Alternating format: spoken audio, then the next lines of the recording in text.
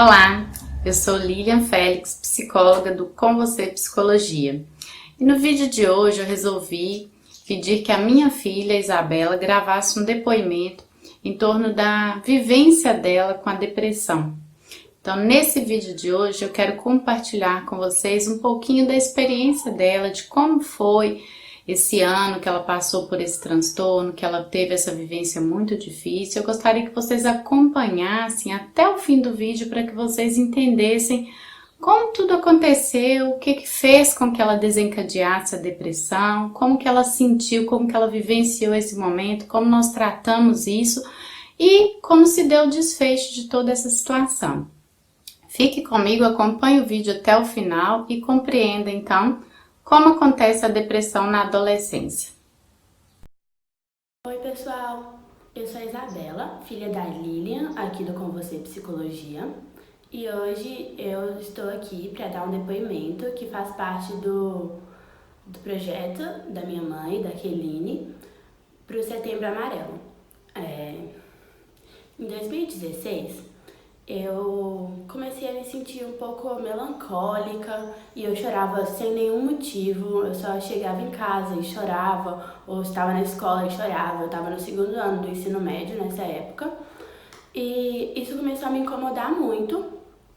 E eu já fazia terapia, desde pequena eu faço terapia por diversos motivos. E aí eu conversava muito com a minha psicóloga sobre isso e ela tentava me acalmar, me falar que podia ser só uma fase, mas com o tempo os meus sintomas foram evoluindo e aí chegou um ponto que eu não sentia mais vontade de me levantar da cama para ir para a escola. Quando eu estava na escola eu não sentia vontade de estudar, de fazer as coisas e ao mesmo tempo que eu não sentia mais vontade de nada, eu sabia que eu estava num período que era tipo o auge da minha vida no momento, porque eu estava num período muito bom na escola, estava conseguindo resultados muito bons, estava conseguindo estudar bastante, tipo, dedicar uma grande parte do meu tempo para isso. Mas, inclusive, eu acho que hoje eu vejo isso como uma das possíveis causas que podem ter desencadeado a minha depressão, porque eu comecei a me importar demais com isso e a tomar todo o meu tempo para essas coisas de conseguir um resultado e tal, e eu parei de cuidar da minha saúde. Eu parei de tirar um tempo para mim, para me cuidar, para fazer atividade física e todas essas coisas que são muito importantes. Mas, voltando, eu não sentia mais vontade de fazer nada, eu sentia um vazio em mim.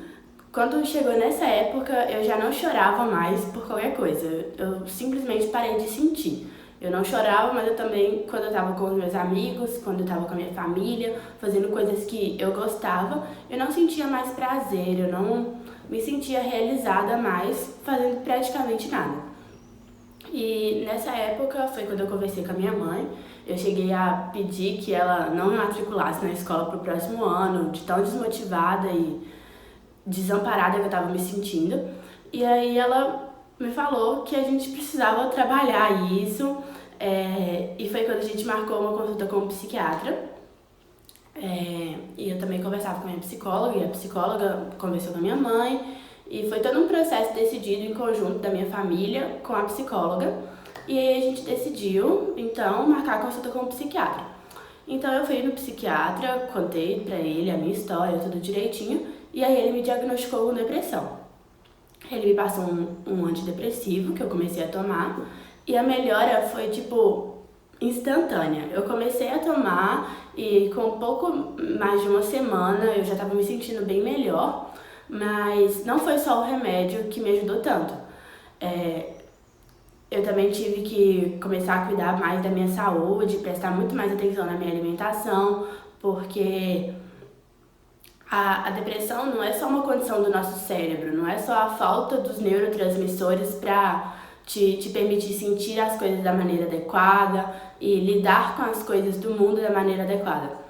É também uma condição do seu corpo todo, é algo que não envolve só o cérebro, mas o corpo todo. Então, o intestino tem uma parte fundamental nisso, e a sua alimentação vai interferir diretamente em quais bactérias estão morando no seu intestino e isso vai interferir em quais neurotransmissores estão sendo produzidos e, consequentemente, no que você está sentindo, como você está vendo o mundo, como você está se vendo no mundo.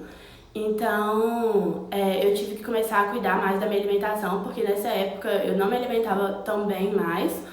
E também tive que começar a fazer atividade física com mais regularidade, porque eu sempre gostei muito de fazer atividade física, sempre foi algo que eu tive bastante prazer de fazer, fez parte da minha rotina por muito tempo. Mas nessa época eu estava me sentindo tão desmotivada que nem a atividade física eu levava a sério mais. E aí, nessa época, depois de ver qual era a importância de tudo isso, eu comecei a fazer direitinho a minha atividade física, a me alimentar direitinho, a tomar o remédio, a fazer a terapia. E tudo isso me ajudou muito.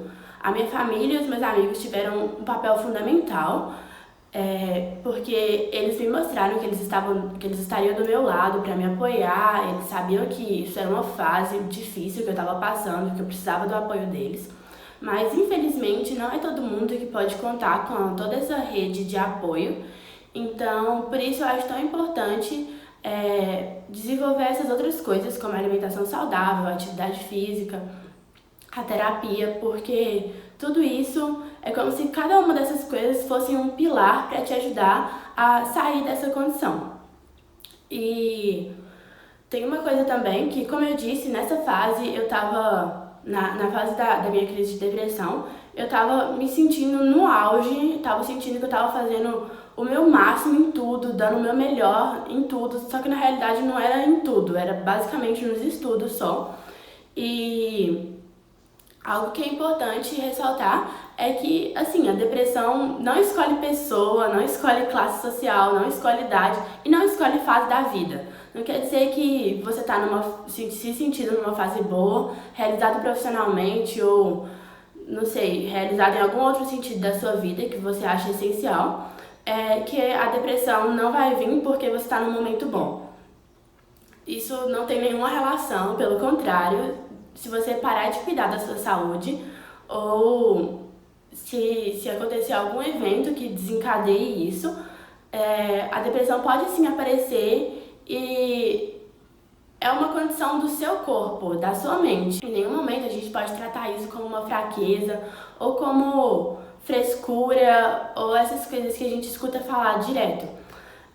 A depressão é realmente uma doença séria que precisa ser levada muito mais a sério pela sociedade e que a gente tem que dar mais atenção para isso, porque a gente está no Setembro Amarelo, que é a que é o momento de se conscientizar sobre esses transtornos mentais que podem levar ao suicídio. E, sério, para a depressão levar a um suicídio pouco custa. Então, eu acho que era isso que eu queria trazer hoje. Hoje em dia, até hoje, em 2019 já, né? Até hoje eu faço tratamento, eu faço acompanhamento com psiquiatra. E, inclusive, teve uma fase que a gente estava diminuindo a dose do remédio para tentar tirar e tal, e ver como ficaria. Mas, na época que a gente tentou tirar, eu tive uma crise de ansiedade. E aí, eu confirmei que eu realmente preciso continuar tomando remédio. E eu não vejo isso como uma frustração ou, nossa, vou tomar um remédio pro resto da minha vida, ou pelo menos por mais alguns anos. Porque eu não vi o remédio como uma prisão, pelo contrário, eu vi ele como algo que me ajudou a me libertar da prisão que eu tava, que era a depressão. Então, é isso.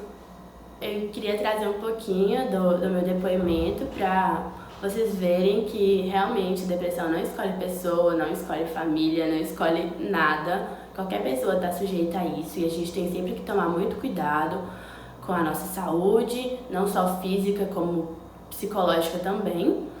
E muito obrigada por assistirem. É isso, um beijo, tchau! Vocês puderam ver aí pela história, então, que a Isabela teve uma vivência muito difícil aí em torno do ensino médio, né? Toda a autocobrança que ela tinha em torno do resultado, em torno das conquistas que ela queria, né, em torno de tudo aquilo que ela queria realizar nesse ensino médio, com a questão da chegada dos vestibulares, do Enem. Então tudo isso culminou aí numa cobrança interna muito grande, uma hiperdedicação, um excesso de foco, um excesso de dedicação somente a uma área da vida, somente aos estudos, esquecendo-se então das outras coisas que também são importantes, do lazer, da alimentação, né, de tudo aquilo que a gente vinha investindo e dedicando ao longo de uma vida. A Isabela sempre teve uma alimentação bem cuidada, desde a primeira infância, amamentou durante um longo período exclusivamente no peito. Depois foi introduzido os alimentos com todo cuidado, nunca teve muito acesso e nunca foi ofertado muito a ela, questão de açúcar industrializado. Ela é uma menina que tem uma alimentação muito boa, sempre teve prática de atividade física ao longo de toda a vida. E aí, nesse período do ensino médio, é que houve um pouquinho de descuido nessa área em função de uma dedicação maior, ainda maior do que ela sempre teve, nessa questão dos estudos, um foco muito grande na questão do vestibular, porque ela queria um curso difícil, um curso concorrido, mas com a questão do adoecimento, precisamos rever um pouquinho essa rotina, esse excesso de dedicação.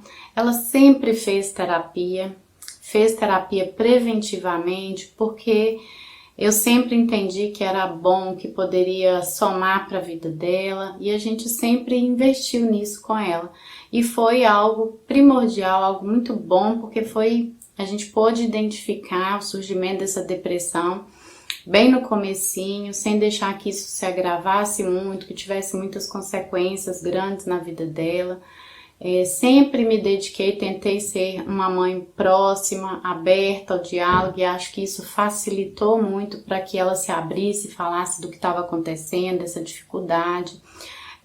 O acesso à psicóloga também foi algo que facilitou bastante, porque a psicóloga pôde trazer alguns desses conflitos dela, das dificuldades, e a gente identificou que uma das coisas que favoreceu essa depressão foi sim essa autocobrança, esse excesso, esse exagero em tentar ser sempre melhor, o perfeccionismo, não em comparação com outras pessoas, mas o melhor dela, né? Uma autoexigência. Nunca tá bom, nunca é bom o suficiente, eu sempre posso mais. E esse exigir muito de si mesma é que acabava gerando esse quadro. Lógico que a gente não pode deixar de considerar que a Isabela vem de um histórico familiar que favorece tudo isso. Então, a nossa família todo mundo tem esse histórico de depressão, já trazendo de avós, pai, mãe. Então, a gente já tem uma genética que favorece o surgimento desse quadro, que aliado a um momento da vida, algum trauma, alguma coisa pode fazer desencadear o transtorno. E foi isso que aconteceu com ela. Graças a Deus e aos profissionais envolvidos, né? O psiquiatra que a atende, a psicóloga que a acompanhou, ela passou por 3 psicólogos nesse período. Na infância ela era atendida por uma, que depois foi embora, depois ela passou a ser atendida na adolescência por outra psicóloga. E no momento das crises, a gente optou por uma outra linha, uma outra abordagem, que é a TCC, que ajudasse mais pontualmente na questão das crises, em como tratar as crises de ansiedade que ela vinha tendo. Então, para ajudar ali com algo mais rápido, para ela poder sair desse quadro mais rapidamente. Depois, ela ainda passou por uma 4ª psicóloga, no momento que ela teve uma dúvida quanto ao curso, quanto à escolha de vida, né, como que seria, algumas dúvidas, inseguranças mesmo, se daria conta do exercício profissional, e para retomar então essa questão da escola, que como ela disse, ela teve um período aí, durante a depressão, que ela já não queria estudar, não queria fazer mais nada. Então, depois de sanada a crise, a gente passou então por uma orientação profissional que ajudasse na definição do curso, né, dessa escolha profissional, que também foi algo muito importante para que ela fizesse essa escolha segura. Já era algo que ela queria desde nova, assim, falava, mas ainda tinha um certo receio, uma insegurança, um medo que foi trabalhado na terapia e que foi muito importante. A gente achou interessante trazer aqui o relato de uma adolescente, porque sempre nesse período de final de ano, de agosto em diante, os consultórios enchem muito, ficam muitas demandas de adolescentes, jovens que estão finalizando o ensino médio, principalmente em função de receio de não conseguir ser aprovados, de não passar no vestibular, de não conseguir entrar para o curso que queriam. Isso desencadeia muitas crises de ansiedade, depressão, o excesso de cobrança, às vezes, que vem da família ou da própria criança, também pode contribuir para isso, como foi no caso da Isabela, uma autocobrança, uma cobrança, às vezes, da escola em cima do adolescente também. Então, tudo isso precisa ser trabalhado em terapia. Nós achamos interessante trazer o caso dela para exemplificar isso, para que outros adolescentes que estejam passando vejam que tem como ressignificar isso, tem como trabalhar isso para sair desse estado de sofrimento. E vejam como é importante ser tratado, porque uma jovem que poderia ter o seu futuro todo comprometido, né? Ela queria desistir de estudar e poderia ter tido consequências graves com o quadro depressivo não tratado, hoje está estabilizado, está tranquilo, tendo uma vivência tranquila na faculdade, se adaptou bem, está fazendo faculdade de medicina fora, está dando conta de morar sozinha em outro estado e cuidar da sua própria vida. Então, quando é feito o tratamento direitinho, há um investimento, uma dedicação da família e do próprio adolescente, os resultados do tratamento são muito bons. E estamos no Setembro Amarelo, então achamos interessante trazer isso para que as pessoas tenham esperança de que ao desenvolver um quadro assim, isso não é permanente, isso não é fixo, isso não vai ser assim para sempre. É passageiro, é temporário e pode sim ficar bem, mas precisa buscar ajuda. Então esse é o recado de hoje, espero que essa experiência tenha contribuído para vocês e ajude muitas outras pessoas a não silenciarem mais a sua dor, não calarem mais o seu sentimento, não sofrerem sozinhos. Adolescentes, não pensem, e crianças, que vocês escondendo dos pais estão protegendo-os, né, evitando que eles sofram com o sofrimento de vocês. Não pensem isso. Os pais de vocês sabem que algo está estranho, que algo está acontecendo, que algo está errado, e não sabendo o que é isso, esse algo errado, não sabendo como ajudar, eles sofrem ainda mais. Então, dê abertura, fale sobre aquilo que está acontecendo, sobre aquilo que você está sentindo e permita que eles possam ajudar e procurar ajuda para você. Um abraço!